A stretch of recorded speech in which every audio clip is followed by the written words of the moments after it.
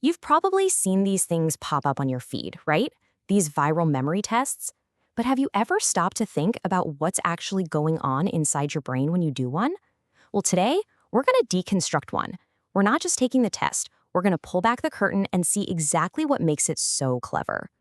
Instead of me just talking about it, I figure the best way to get this is to just do it. So get ready, we're jumping straight in right now. Okay, so here's the deal. It's super simple. I'm going to say 5 words. That's it. Your job? Just try to recall all 5 after about 10 seconds. Sound good? Let's do it. Here's the first word. Apple. River. Chair. Cloud. And the last one, music. Okay, you got those 5 words? Now this part is really important.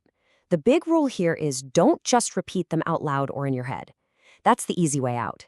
Instead, I want you to try and visualize each one. Get a picture in your mind, all right? Your 10 seconds starts now. Really try to see them. That shiny red apple, a river flowing, maybe the chair you're sitting on, a big fluffy cloud in the sky, and music, whatever that looks like to you. Just focus, couple more seconds. Okay, pencils down, time's up. So how do we do? Let's find out. All right, before I reveal the list, take a second, say them out loud if you can. What were they? Try to get all 5. Got them?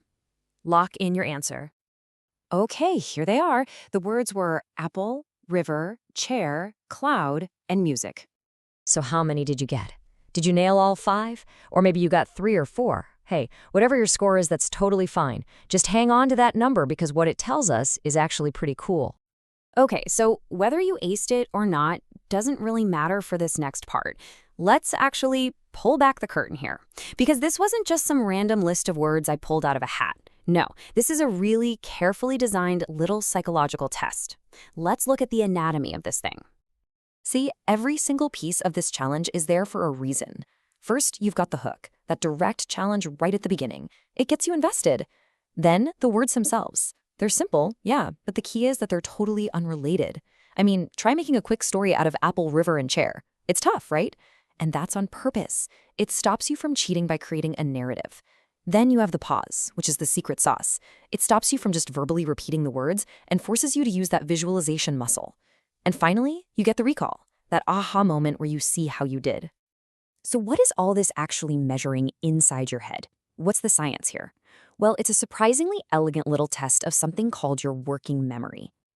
I love this analogy. Think of your working memory as your brain's mental whiteboard.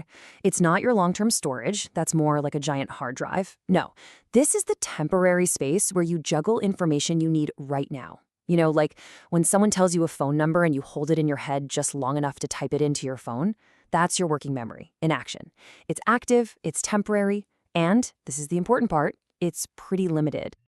So just how limited is it? Well, for most people, the magic number is somewhere between 5 and 7 things.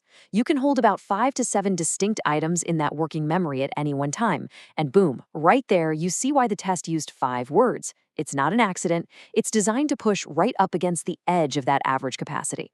So you can think of it like this test is trying to fill up all of your brain's available memory slots. And by asking you to visualize, which is a more complex task than just repeating, it's really testing how well your mental whiteboard can hold on to those images before, poof, they get wiped away to make room for the next thing. Okay, so now we know the how and the why. But what's the big takeaway here? The point isn't just to get a score. It's to show how you can turn a simple test like this into a tool, a daily tool for your brain.